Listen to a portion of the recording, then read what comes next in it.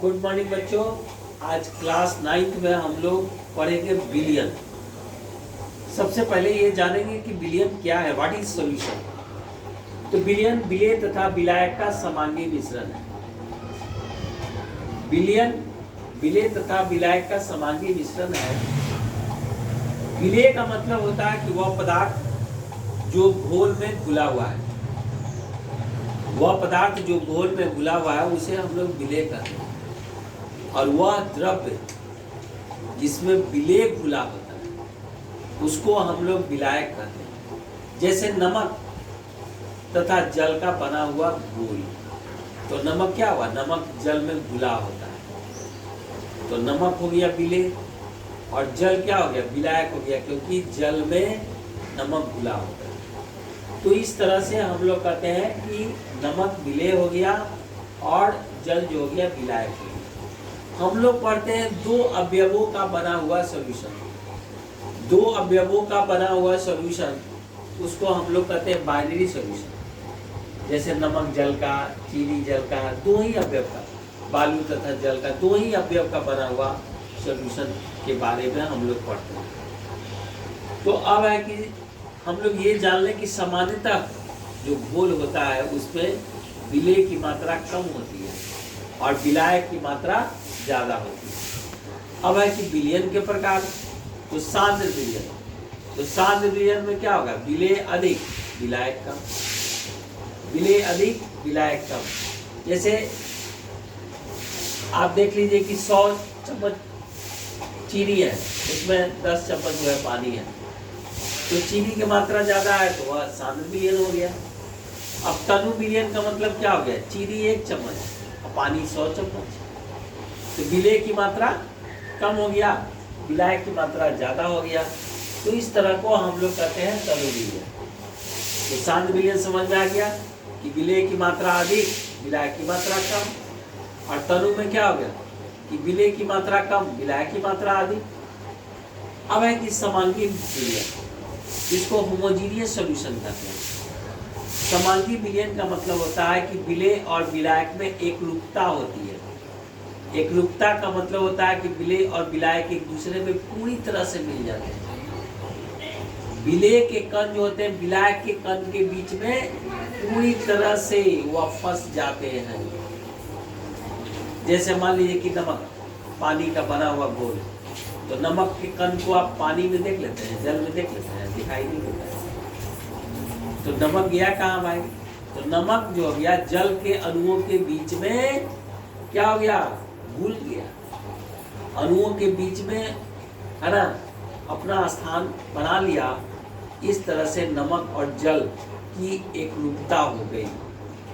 दोनों को नहीं पहचान सकते कि नमक कहाँ है पानी कहाँ है, तो उसको कहते हैं समांगी विलयन। अब है कि विषमांगी विलयन, वह विलयन जिसमें विलेय और विलायक जो होती है वह अलग अलग प्रावस्था में होते हैं। विलेय और विलायक जो होते हैं वह अलग अलग प्रावस्था में होते हैं। जैसे बालू तथा जल का बना हुआ घोल। अब देखिए बालू को जल में घोल दीजिए और घोल करके कुछ देर तक छोड़ दीजिए, तो क्या होता है कि बालू जो है नीचे बैठ जाएगा और जल ऊपर आ जाएगा। इस तरह से विलेय और विलायक जो है अलग अलग प्रावस्था में होगा। अब यहाँ देखिए विषमांगी समझ गए। अब है कि जलीय घोल, जलीय विलयन। तो जल में बना हुआ घोल जलीय विलयन हो गया। जैसे मान लीजिए कि आप बना रहे हैं NaOH प्लस जल, तो NaOH प्लस जल जो बना लिए वह आपको हो गया, वह जलीय विलयन हो गया। जैसे देखिए इसी में देखिए NaOH प्लस जल, ये NaOH है और इस NaOH को जल में डाल दिए, जलीय विलयन हो गया। और NaOH को अल्कोहल में डाल दिए तो अल्कोहलीय विलयन हो गया। तो इस तरह से क्या हो गया कि जो जल में बना हुआ घोल है वह जलीय विलयन हो गया और जो अल्कोहल में बना हुआ घोल है वह अल्कोहलीय विलयन हो गया। समझ गए। अब उसके बाद आता है कि संतृप्त विलयन, सैचुरेटेड सॉल्यूशन। सैचुरेटेड सॉल्यूशन का मतलब हो गया कि वह घोल जिसमें विलेय की और अधिक मात्रा नहीं घुलाई जा सकती। वह घोल जिसमें विलेय की और अधिक मात्रा नहीं घुलाई जा सकती, जैसे मान लीजिए कि 1 गिलास पानी है, उसमें 1 चम्मच चीनी डालिएगा घुल जाएगा, 10 चम्मच चीनी डालिएगा घुल जाएगा, 50 चम्मच चीनी डालिएगा घुल जाएगा, 100 चम्मच चीनी डालिएगा घुल जाएगा, 500 चम्मच चीनी डालिएगा तो घुलेगा। एक ऐसा स्थिति आएगा कि चीनी को डालिएगा तो ऊपर से नीचे गिर जाएगा। इसका मतलब क्या हो गया? इसका मतलब है कि चीनी की और अधिक मात्रा नहीं घुल सकती है, तो उसको हम लोग कहते हैं संतृप्त विलयन। अब इसी तरह से आता है कि असंतृप्त विलयन। असंतृप्त विलयन में क्या हो गया कि वह विलयन जिसमें विलेय की और अधिक मात्रा घुलाई जा सकती है। वह विलयन जिसमें विलेय की और अधिक मात्रा घुलाई जा सकती है उसको कहते हैं असंतृप्त विलयन, अनसैचुरेटेड सॉल्यूशन।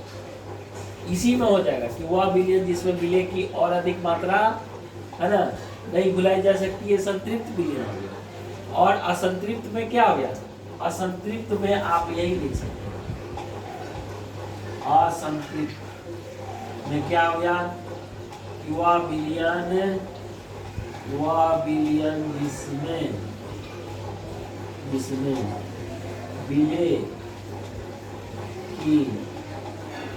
और अधिक मात्रा घुलाई जा सकती है, घुलाई जा सकती है। तो वह विलयन जिसमें विलेय की और अधिक मात्रा घुलाई जा सकती है उसको असंतृप्त विलयन कहेंगे, और वह विलयन जिसमें विलेय की और अधिक मात्रा नहीं घुलाई जा सकती है उसको संतृप्त विलयन कहेंगे। अब हम लोग नेक्स्ट क्लास में पढ़ेंगे बाष्पीय विलयन, है ना, कोलाइडी विलयन और निलंबन।